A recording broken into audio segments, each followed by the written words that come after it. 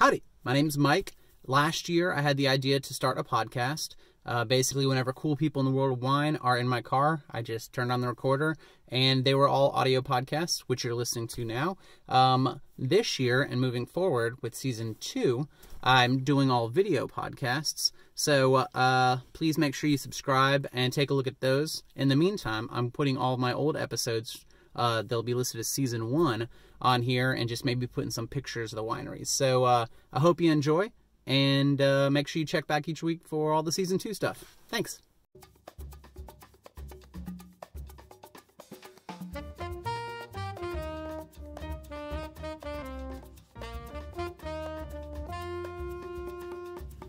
The world we live in is an amazing one, full of passion, wonderment, and of course, fine wine.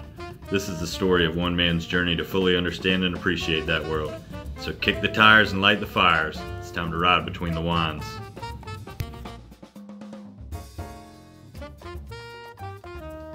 It's Burgundian in style. Just a whisper of cherry. Very nice legs. This is so perfectly balanced. Such an old world style. Is this laced with tobacco? A total fruit bomb. I say, Sir Fonzie!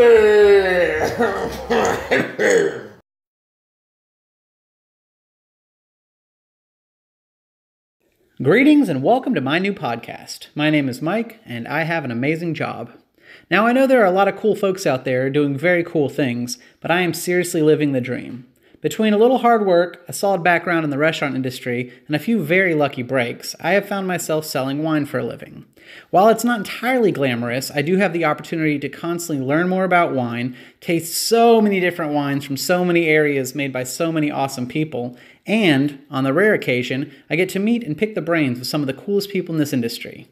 A few weeks ago, while riding around and getting to know today's guest, I thought to myself, why am I not recording this? So I did. That being said, there are a few things to get out of the way. First, this is no professional sound equipment here. This is literally me recording a conversation on my phone while driving between restaurants. In that same vein, I'm not especially proficient with technology or editing, therefore, at least for the first few episodes, you may hear me receive texts, hit every bump in the road, and hear my turn signals. As I have been told numerous times, I am a classic overuser of the turn signal, or as I like to call it, a good driver. Alright, now that that's out of the way, let's get going. My guest today is Danny Gordon. Danny grew up just outside of Portland, Oregon, and graduated from Oregon State University with a BS in agriculture, which inevitably led him to working with Tamarack Cellars for the last 20 years. But I'm going to let him tell you that story.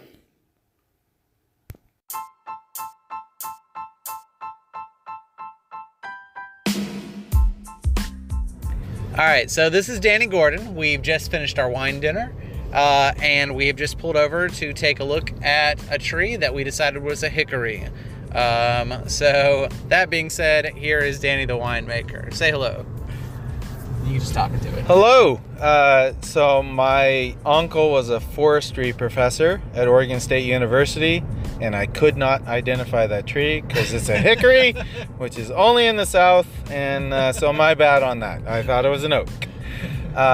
Tamarack Cellars started in 1998 in a World War II fire station. We are on a B-17 and B-24 bomber base that is no longer active. And so all of the buildings for the base have turned into other businesses. The fire station being Tamarack. I started at the winery in 1999, so 1 year after the original vintage. In the first vintage in 1998, we made 300 cases of Merlot. When I joined the winery in 99, we bumped up to 2,000 cases. And then in the next couple years, we went to 4,000 and to 5,500. And in those years, it was just the owner and myself doing all of the winemaking, which was a great experience to learn how to make wine, because when I joined the winery, I didn't really join it with the intent of making wine for the rest of my life or anything like that. I joined it because in the job I currently held, I was bored in the months of September and October. And the reason I was is because I have an ag degree from Oregon State University, and I grew shade and flower trees.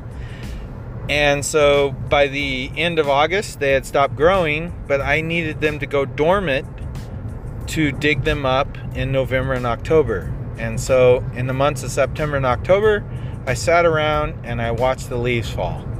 And that was the whole reason that I joined Tamarack. And so that was the reason in 99, joined it, did that, went back to my old job. And then in 2000, they asked me to come back and do the harvest, which I just assumed was great, you know, good deal, because coming back for the same thing. And the owner said, I really need you to come back full time.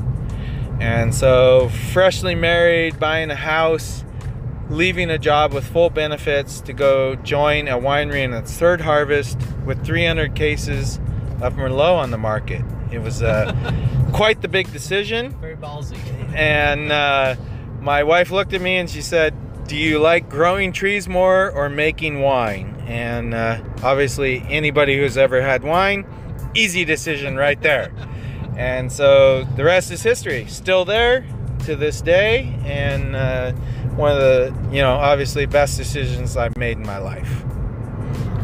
Can you pause it? Maybe. Let's see. Hold on. Let's see. Unpaused. All right. Sorry, this is my first podcast, so we're working on it. Also, I don't think you need to yell into it. I think we're good. But tell me, let's talk about Merlot, because I loved it. I think out of all the wines we showed today, it was the star, at least in my book, and it's got a bad rap for a while. So for Tamarack Cellars, the first vintage in 1998 was 300 cases of Merlot. That was what Tamarack Cellars' passion in 1998 was, Merlot. And we've done it every year since. And in 1998, it was #1 selling red wine in America. And since then, it is not. And a lot of that is due to Sideways. And we stuck with it through those rough years with Sideways, and it has really started coming back. So for any listeners who possibly don't know what Sideways is, it's a movie with Paul Giamatti that is known as the movie that killed the great Merlot, made the great Pinot Noir happen right around this time, early 2000s maybe it came out. So the fun little trick with Sideways is at the end of Sideways, when he's at McDonald's or wherever it is, and he pours his super special bottle of wine in the movie, he pours Cheval Blanc. Cheval Blanc is Merlot and some Cab Franc, so we'll give the Cab Franc credit. In the book, it is Petrus. Really? Petrus is 100% Merlot. So in the end, he freaking loves Merlot after bashing it for the entire movie. Somehow they forget to mention that. That got lost in translation. Yeah, they didn't bother to mention the part where his favorite thing in the world was Merlot after he's been bashing it for 90 minutes of a movie. But, you know, that happens. So anyway, what happened with Merlot in Washington, my big blanket thing is that Washington does Merlot better than anywhere else. And the reason we do that is because Merlot is the first ripening red wine grape that we harvest. And so it does a lot of the ripening in summer. And so we're still very warm. And so what you need is cool nights in those summers. And Washington being so far north, we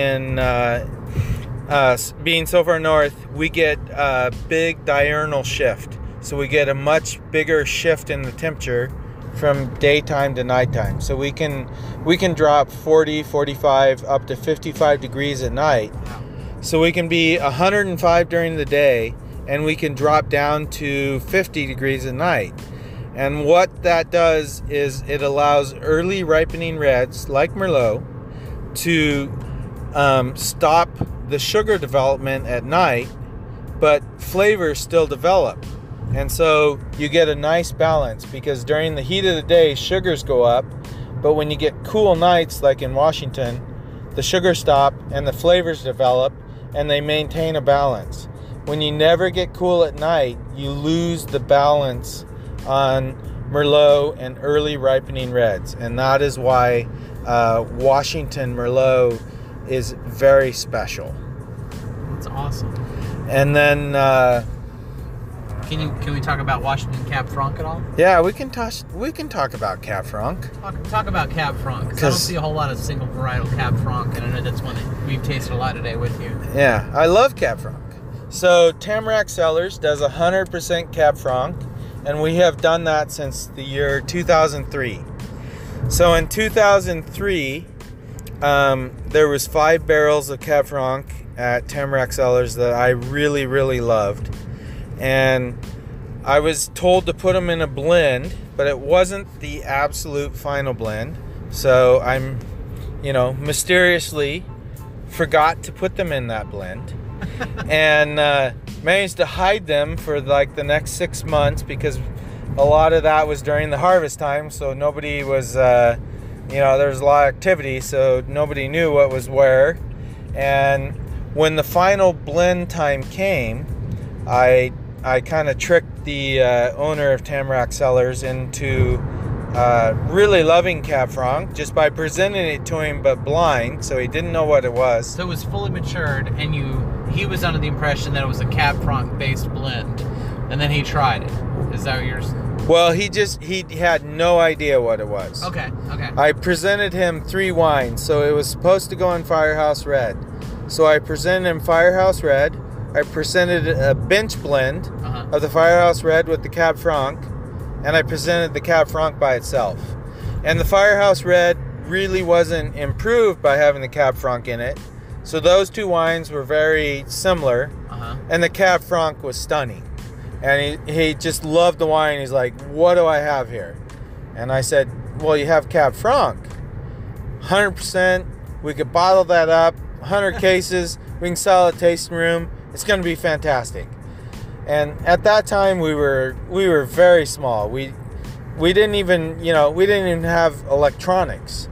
So we had to handwrite all of our sales, and we had 5 SKUs. So if somebody came in the winery, we had to write out 5 wines. This was going to make it 6 wines. It was a big deal. That was a lot of writing. We did not want to do it. He did not want to do it. But the wine was so beautiful that he convinced himself, you know what, we got to bottle this Cab Franc.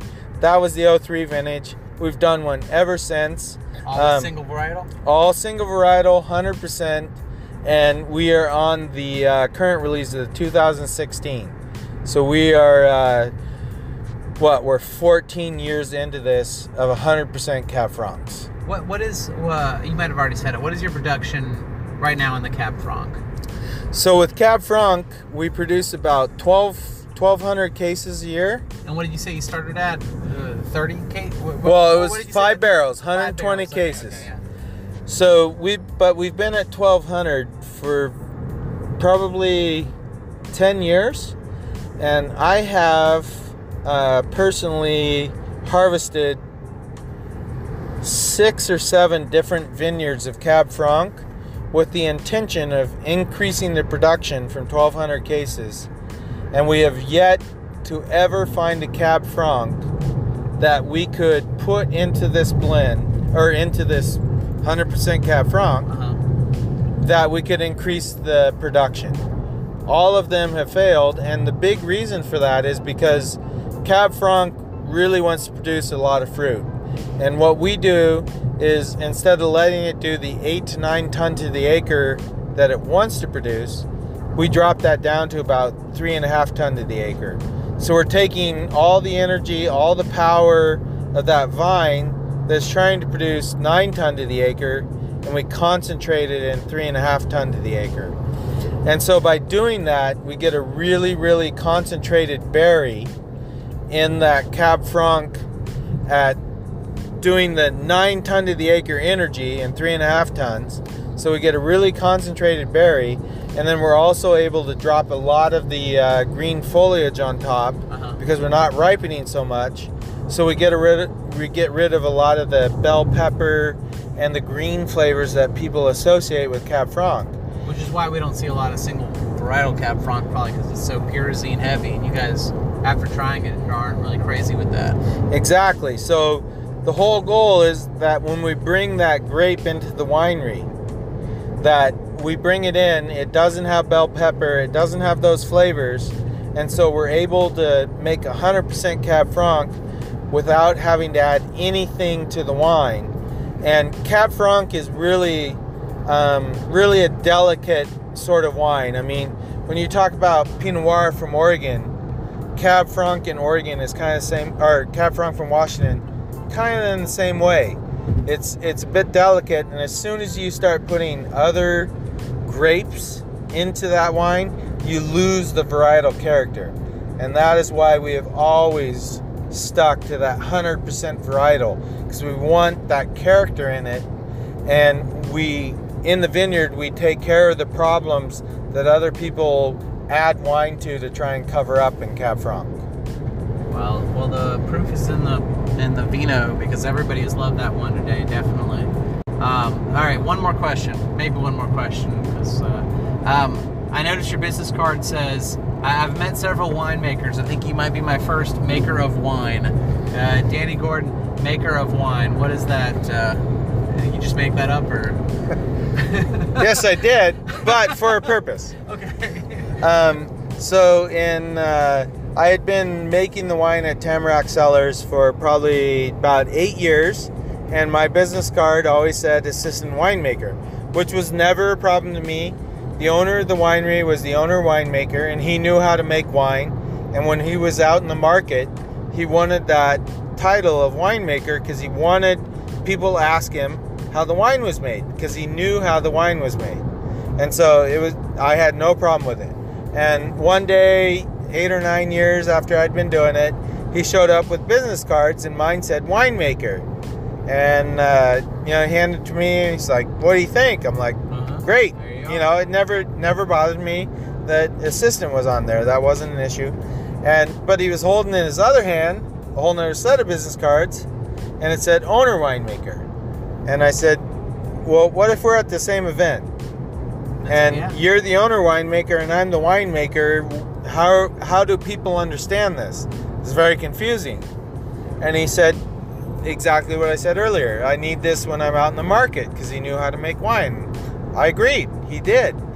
And so I said, "You know what? I'll just find something else. I'll find another title." And so a little bit down the road, maker of the wine. Maker of the wine business cards appeared, and he came by one day. He's like, "Hey, what do you got there?" I was like, "Oh, my business cards." And he's like, "Oh, I just made you business cards." I was like, "Yeah, we discussed that. Those weren't going to work." He's like, "You're the maker of the wine?" I said, "Yeah. I mean it's perfect." Yeah. Seems like it'll work really well for us. And so ever since then, I've been the maker of the wine, even though the owner winemaker is no longer there at the moment. Happy to be the maker of the wine. Well, that is awesome. First maker of the wine that I've met.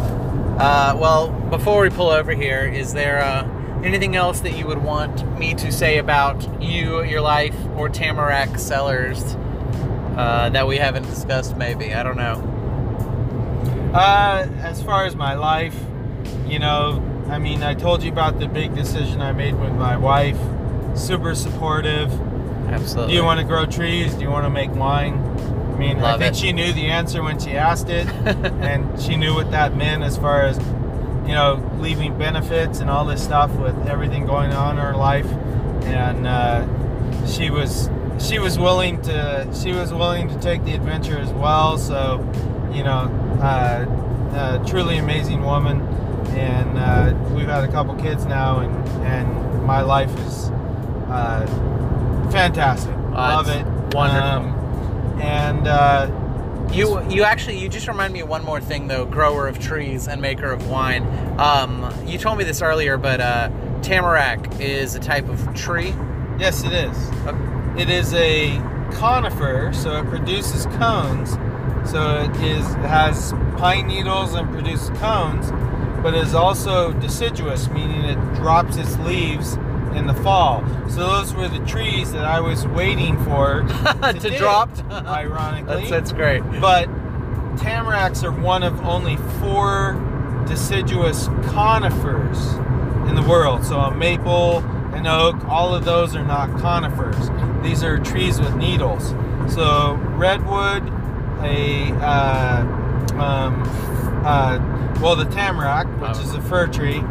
We have cypress, and we have a cedar. And those are the 4 deciduous conifers in the world. So they're technically not an evergreen because they do drop needles. Awesome. Well, thank you so much for your time today and for popping in the car with me. And for everybody at home, the wines are Tamarack, Tamarack, and he also has a second label we didn't talk much about, but it's called Balancing Act, and it's also delicious. And you can probably find these at your restaurants or local fine bottle shops. So signing off for our first podcast. Thank you. Let's get back on the road. Boom.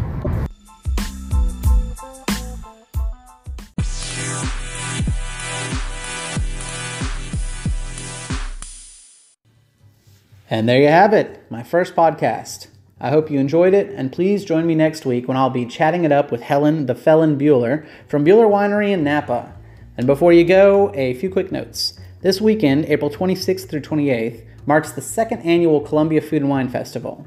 Starting with a kickoff dinner at Saluta's Restaurant Friday night, the weekend is packed with amazing events, culminating in an awesome extravaganza Sunday afternoon in 5 Points, which will feature numerous tables of food and wines, as well as chef demonstrations and a few wine seminars every 15 minutes from 1 to 4 by the Fountain, including a few seminars from yours truly at 2:30, 3 o'clock, and 3:30. Visit ColumbiaFoodAndWineFestival.com for full details to all the events and to purchase tickets. And last but not least, a few quick thank yous. Thanks to the Robert Gardner Jazz Quartet, who are used several times during this podcast, including the fade-out music that you'll hopefully hear when I finish talking in a second.